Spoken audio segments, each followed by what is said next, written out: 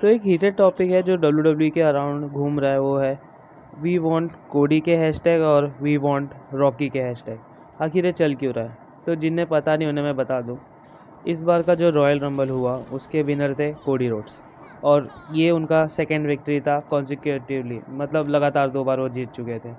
अब इस जीत के बाद उनने क्या किया, जीतने के तुरंत बाद रेसलमेनिया के बोर्ड के तरफ उंगली दिखाई और साथ ही साथ उनने पॉइंट किया रोमन रिंग्स के तरफ, जिससे साफ साफ ये मालूम पड़ रहा था कि उनको एक मैच चाहिए, जो कि होता है अगर आप रॉयल रंबल जीत रहे हो तो बाकायदा आपको एक मैच मिलता है रेसलमेनिया के मेन इवेंट में। आपको जिस चैम्पियन के साथ मैच लेना है आपका कॉल रहता है, पर फॉर श्योर आपका मैच होना ही होना है। अब ये सब होने के बाद रॉ का जो सेगमेंट आता है रॉयल रंबल के बाद, उसमें ये दिखने मिलता है कि सेथ रॉलिन्स अप्रोच कर रहे हैं कोडी रोड्स को for having a match with him, but कोडी थोड़े कंफ्यूज हुए उस मोमेंट पे, ना उनने हाँ बोला ना बोला। ही सेड ओके, मैं इसमें देखता हूँ इसमें मुझे क्या करना है। फिर जो सेगमेंट आया उनका स्मैकडाउन के अंदर, वहाँ पे उन्होंने रोमन रिंग्स को बोला कि तुम्हारे जो चैम्पियन है वही चैम्पियन एक्चुअल चैम्पियन है, चैम्पियनशिप है जो मुझे चाहिए, और ये बहुत ही ज़्यादा प्रेस्टिजियस चैम्पियनशिप है। हाँ, तो ये सब बात उन्होंने कही, और उसके बाद उन्होंने कहा मुझे मैच तो तुम्हारे साथ करना है पर वो रेसलमेनिया में नहीं करना। मैंने बहुत लोगों से काउंसिल ली, उनने मुझे समझाया, और उसमें से जिससे मैंने काउंसिल ली उनको तुम बहुत अच्छे से जानते हो। और इसके बाद रॉक का म्यूज़िक हिट होता है, रॉक आते हैं, रोमन रिंग्स और उनका फेस ऑफ होता है, मतलब जस्ट स्टेयरिंग होता है। तो इससे ये साफ साफ मालूम पड़ रहा है कि रोमन रिंग्स और रॉक का मैच रेसलमेनिया में होने वाला है, और ये चीज़ हर जगह फैलती जा रही है। तो इससे हो क्या रहा है कि रॉक ने जो कोडी का स्पॉट है वो स्टील कर लिया। अब ऐसा पहली बार नहीं हुआ है कि रॉक के आने के वजह से कोई सुपरस्टार का, या फिर बोल सकते हैं WWE में ऐसे स्टार का जो रेगुलरली शो करता है थ्रू आउट द ईयर रहता है, उसका स्पॉट गया। CM पंक भी ऐसे शिकार हो चुके थे। पर अब मैं अंदर की बात बताता हूँ, हुआ क्या था।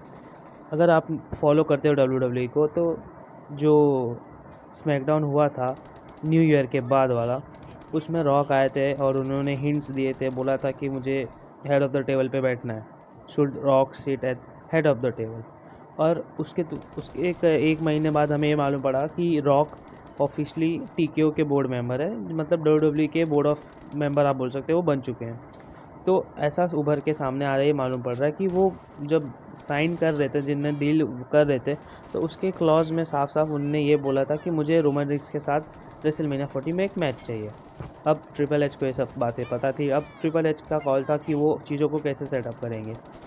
तो इसमें एक और बात सामने आ रही है कि जो रॉयल रंबल एक्चुअल में जो जीतने वाले थे वो थे CM पंक, बट मे भी हो सकता है कि उनकी इंजरी, मुझे नहीं लगता इमीडिएटली मैच के दौरान हुई रहेगी, वो पहले हुई रहेगी जहाँ तक मुझे लगता है।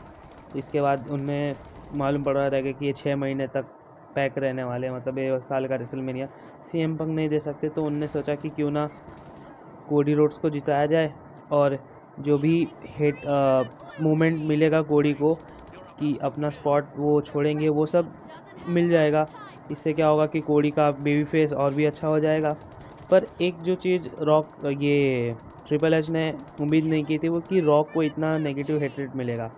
ऑल दो रॉक के बहुत सारे फैंस हैं जो अभी भी उनका मैच देखना चाहते, पर अगर आप रॉक की इमेज की कंसिडरेशन करें तो रॉक एक ऐसा बंदा है कि उसको ज़ीरो हिट मिलती है, जितना मैंने देखा है WWE। पहले का मुझे पता नहीं, पर मैंने अपनी नज़र में जितना देखा है मुझे इतना पता है कि उसको कभी हेट नहीं मिली। पर अब उसे हेट ज़्यादा मिल रही है, जो कि किसी ने एक्सपेक्ट नहीं आया।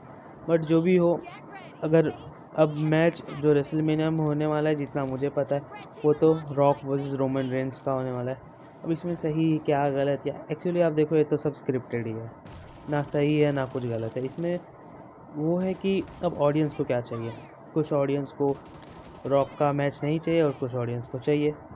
सो ये अब WWE का कॉल है। अब मैं अपनी बात करूँ तो मुझे रॉक वर्सेस रोमन रेंस का मैच देखना है, बिकॉज लास्ट ईयर तो कोडी का मैच तो मैंने देखा ही है।